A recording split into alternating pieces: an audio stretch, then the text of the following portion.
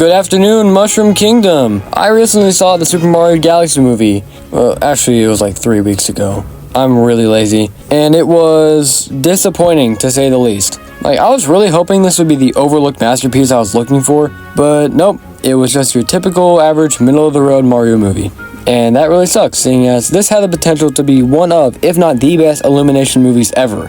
Which isn't really a high bar, at all. But hey, the first Despicable Me was pretty good. And the first Mario Bros. Movie was decent. So it pains me to say that the Mario Galaxy movie is just slightly less than decent. And that's not because it was a worse movie in general, even though it was.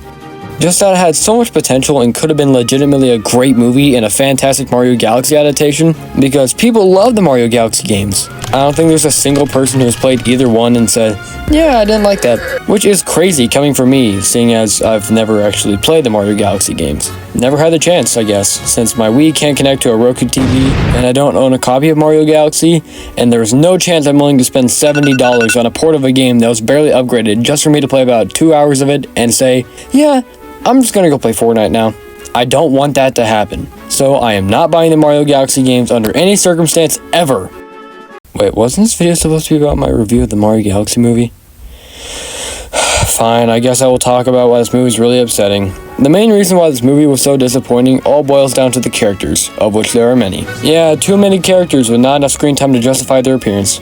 And the amount of screen time given to the actual main characters doesn't justify anything either, since we don't really get a lot out of the scenes with the main group. So not enough time spent with the main cast, but how, you may be asking? This movie's longer than the first, so how can there not be enough scenes with the main characters? Well, dear viewer, if we actually gave screen time to the characters this movie's about and fleshed out their personalities and made them feel like actual characters, then how would we haphazardly shove in the pointless cameos? Since this movie just loves cameos. Look, there's Wart, oh, and Birdo, and Mauser, and look, it's a blooper, and Pikmin, and Mr. Game & Watch, and Fox McCloud, and Dry Bowser, and Rosalina, and Daisy, and Yoshi, and Ninjas, and Rob, and Pianta, and Little Mac for like 1 frame, and Samus's ship for also 1 frame, and the Honey Queen, who gets about 3 lines in the entire film. Was that really worth getting Issa Rae for?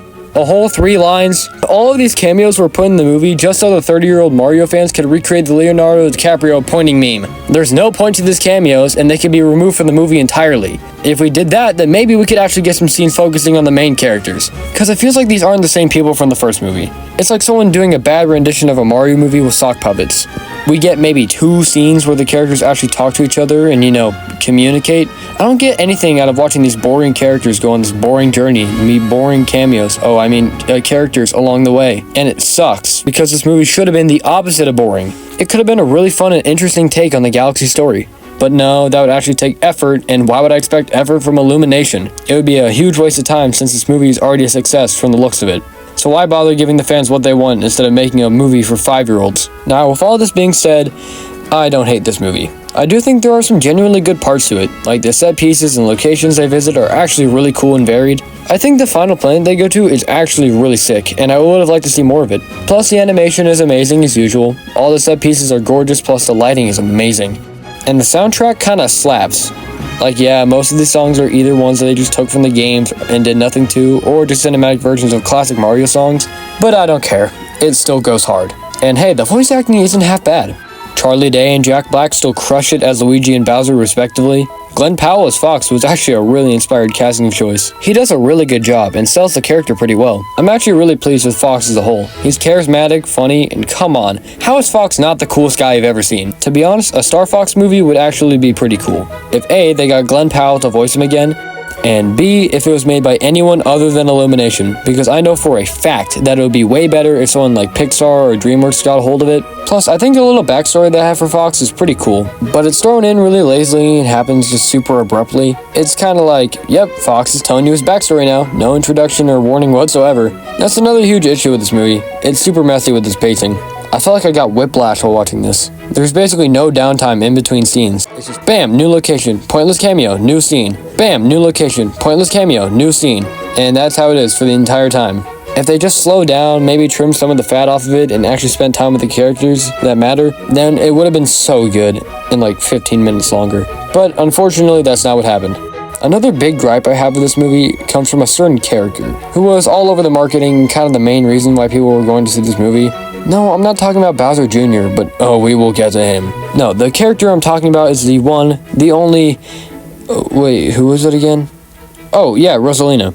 I kind of forgot, just like how this movie forgets to use her. She's the main reason why the characters are going on this quest, and she's in the movie for about 3 minutes total. She only gets about 20 lines throughout the whole film, and they got Brie Larson to voice her? What was the point of this? I have no idea. Doesn't make any sense to get a celebrity like Brie to voice Rosalina, since she's in the first 2 minutes of the movie, and then like the last 2. It's really annoying how much this movie hates itself. Like, the finish line was right in front of them, but they just couldn't cross it. They completely tripped over themselves, and they never tried to get back up. Rosalina could have been the best character in the movie if they just utilized her better. She was also a huge disappointment since, well, she's the Mario Galaxy character after all. And it's really weird how they decided to retcon her entire backstory with a certain character and made it way more predictable and lazy. Why did they do this? Well, I don't really know. That's sort of the problem with making these movies. You can't just take the plot from a video game and turn it into a 90-minute cutscene. You have to make it different from the source material because making it exactly like the games is a bad idea. Because if you just made it exactly like the games and did nothing to the plot or characters, then you just wind up with a really boring, forgettable movie. Which is not something I can say about the Mario movie from the 90s, because at least they were trying something new.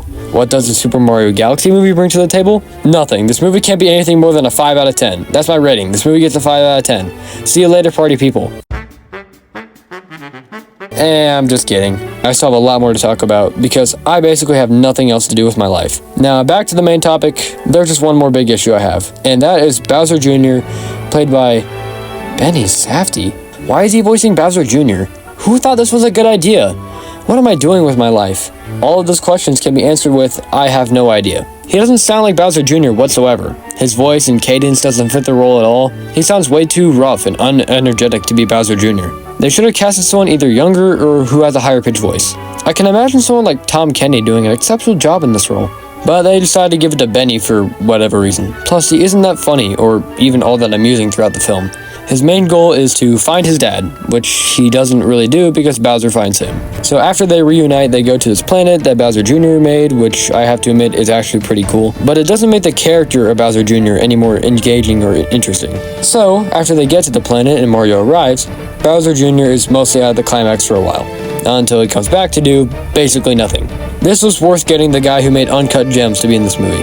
I don't know, man, I'm done talking about Benny Safdie. What about Jack Black as Bowser? He was great in the first film, by far my favorite character, so how does he hold up in this one? This movie can't even have a decent Jack Black performance. It sounds like he's just going through the motions now. Makes me sad to think about. I can't believe how good we used to have it in 2023. Well, at least this movie doesn't have Peaches in it. That's something at least. Also, this is not in the script, but I did listen to the cut Jack Black song that was going to be in this movie. And it's actually way better than the Peaches. It's really funny. What? It's called, I'm pretty sure it's called A Man Named Mario, if that's what it's called. Editor, aka me. If it's not what that's called, just put it on screen, please. Thank you. I feel like a broken record when talking about this movie, because most of the problems I have with it are just, it's boring, or it was way better than the original. But that's all this movie is, just the first movie, but worse in every way other than the animation. Plus, Bowser isn't really given anything to do anymore. He just hangs around with Mario and the gang for half the movie, slowly warming up to them, becoming a genuinely nice guy. He starts to think, maybe I can stop being evil and start trying to be a better influence for my son, until he reunites with Bowser Jr. and his entire character just resets. His entire arc is pointless if they're just gonna make him flip on a dime. What was the point of him going on the quest with Mario if they weren't gonna add anything to the character? I don't know, man. At least the dry Bowser reference was cool. Oh yeah, I forgot to talk about Yoshi.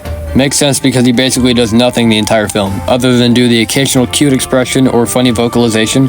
Plus, the dance he does with the penguins is hilarious. But I feel like we could have gotten so much more. We've been hyping up this dinosaur guy for 3 years now, and this is the payoff we get? Yeah, sounds about right. Definitely worth getting... Wait, who voiced him again? I couldn't tell. Probably wouldn't be that weird. Okay, it's Childish Gambino. Why the heck is Donald Glover voicing Yoshi? And why does it actually sound good? I mean, like, this is a decent Yoshi impression, but did we have to get a random celebrity to voice the character? I get it, Donald Glover is a huge Nintendo Super fan, and like, he was excited to do the role, but didn't have to be a celebrity.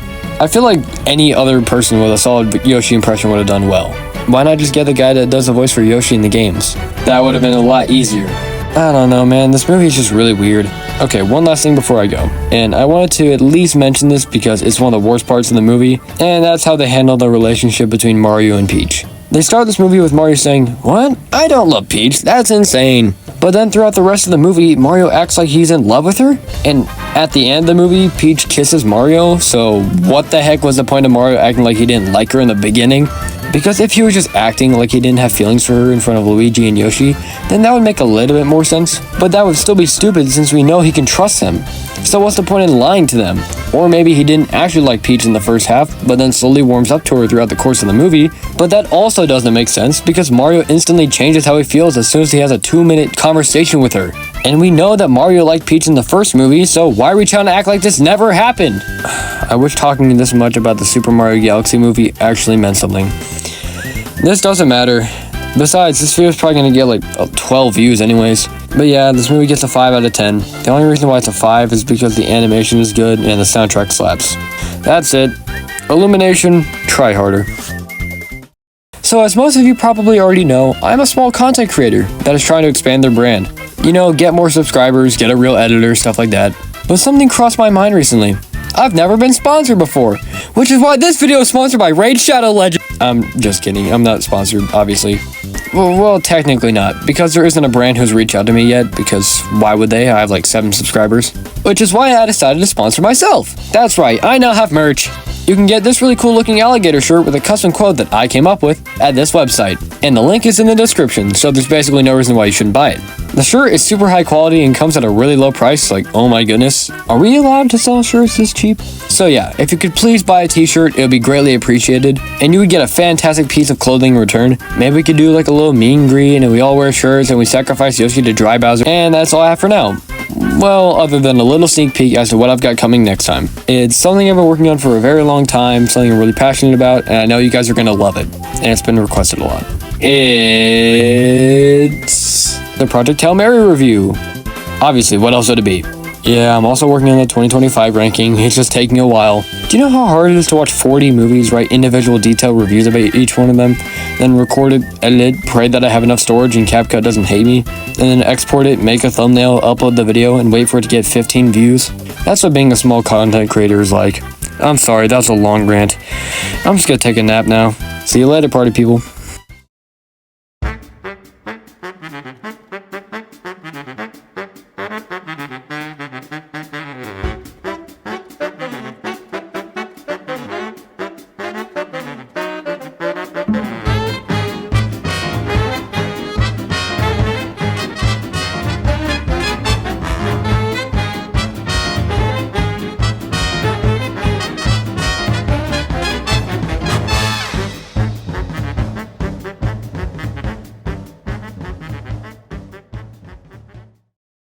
Okay, it's Childish Gambino.